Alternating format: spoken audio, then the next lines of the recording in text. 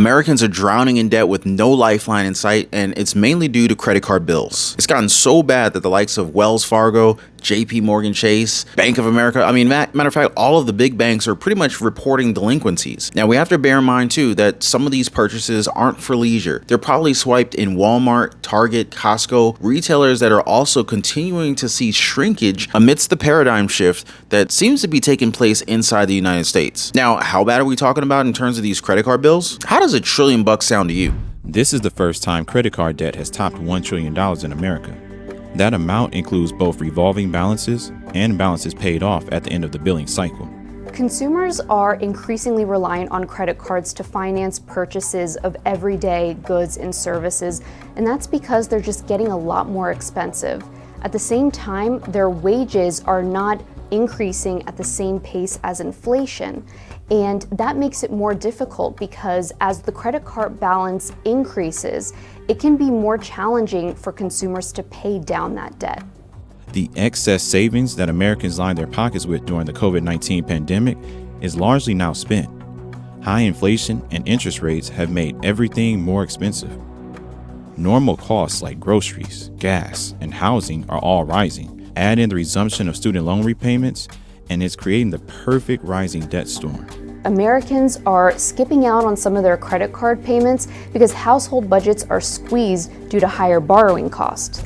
That sounds pretty weird, huh? Now, I swear that the White House doesn't even know about these problems because they're seeing the good in the economy whichever way they look. I mean, sure, they're going to say that times are quote unquote tough, right? But it really doesn't look like they know exactly how it feels. Oh, hey, that's a good question, right? Do you think that anybody, absolutely anyone who's in the White House, do you think that any of them know how normal Americans feel during this time when the economy is just awful? Comment a quick yes or no on that one, and while you guys are thinking about it, make sure to smash the like button and consider being a part of this amazing community by subscribing to the channel. Now, I've noticed a few messages telling me that they've been unsubscribed, so please do help out by checking to make sure that you are still subscribed, and if you've been unsubscribed, go ahead and subscribe again. I appreciate you guys for the love. You guys are amazing. All right, so getting back on track here. You guys might want to take a seat because I found some footage from the White House that wants to tell everybody that the economy is improving. Do you believe that? Now, I want you to listen how this question was worded because it was absolutely genius.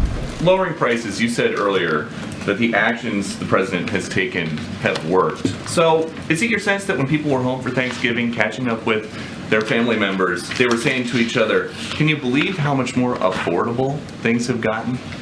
So honestly, I wouldn't, I hear the question, but I want to make sure this is very clear. We take that very seriously.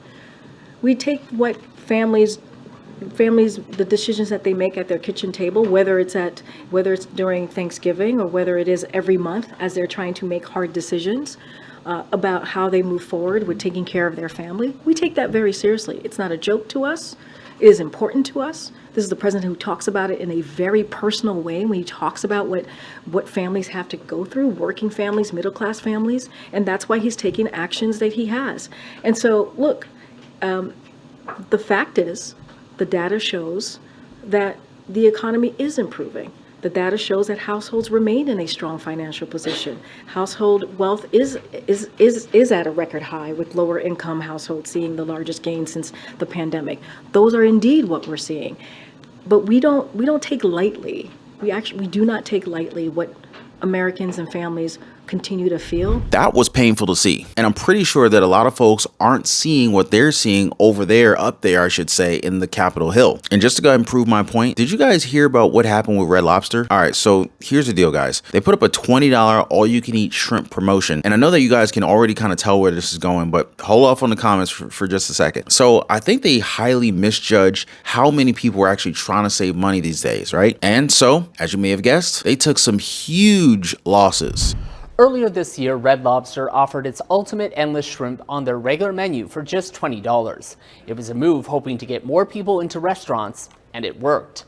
But now the chain is floundering as a result of too much demand. The chain and its parent company, Thai Union Group, reported an $11 million loss in the third quarter, and Thai Union says the shrimp deal was a key factor in that impact. The deal has been one of the restaurant's limited time offers for more than 18 years, but the company announced starting in June the shrimp would stay put on its everyday menu, with people able to choose 2 types of shrimp and have as much as they wanted. While the goal was to fill restaurants in summer and fall when they are the emptiest, hungry diners came in droves to reel in all they could eat. And according to Thai Union's chief financial officer, people who might normally order something of a higher cost were instead lured in by low-cost shrimp.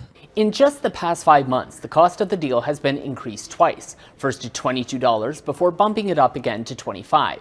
Yet even with the change, diners may have been given too much line because the chain could still be on the hook for a $20 million loss by the end of the year. And customers are experiencing heavy sticker shock wherever they go, so it's only natural that they switched up this offer from a weekly to a daily promotion. Well then, expect everyone to take the deal. And they didn't even scrap the idea entirely though. They just kind of bumped up the price to $25.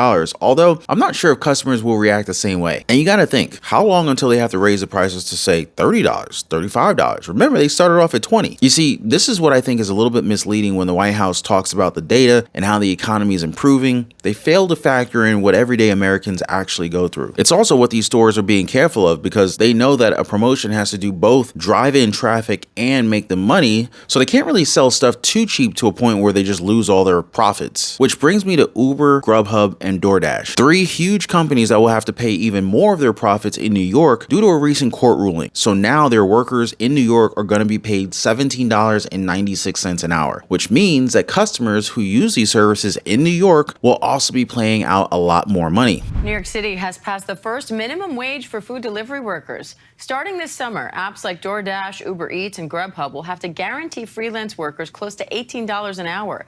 ABC's Brad Milkey, host of the Start Here podcast, joins me now for more on what that means. Brad, food delivery companies say that this will eliminate jobs and discourage tipping. So how will this work and what's their argument against it? Yeah, so $18 an hour this summer, $20 an hour a couple summers from now. And some of these apps, though, are saying, listen, we're gonna end up paying workers about $33 an hour while they're actually on their delivery routes serving food to people. And all this kind of speaks to how confusing the pay rates have always been for delivery workers, right? Especially in this sort of gig economy. So, man, no wonder people are leaving New York in droves. But again, there could be a lot of other reasons for that. But who here thinks that these companies are suddenly just going to kind of jack up their prices? They're probably going to do it through different kinds of fees, though. I mean, it's not unheard of to see questionable fees just suddenly pop up on our receipts. Now, don't get me wrong, workers need to get paid, but New York, along with a lot of other states, and I think a majority of the country, if not the entire United States, it's going through this phase wherein customers are basically just tapping out. They're swiping their credit cards thin. Their savings are turning to dust. Banks like JP Morgan Chase, Wells Fargo, Citigroup, and others, they're all saying that delinquencies are rising, and at the same time, retailers like Walmart, Target, Costco, all these brands, and even retailers and fast food joints, they're all having to raise their prices. And at the end of that tunnel, you see the White House saying that everything's just a-okay. And well, what do you guys have to say to that? Do you agree with them, or do you think that they're living in a different dimension right now? Let me know what y'all think down in the comment section. And before I go, I want to thank you guys for hanging out. Thanks for liking the video, and I'm gonna see you guys on the next one.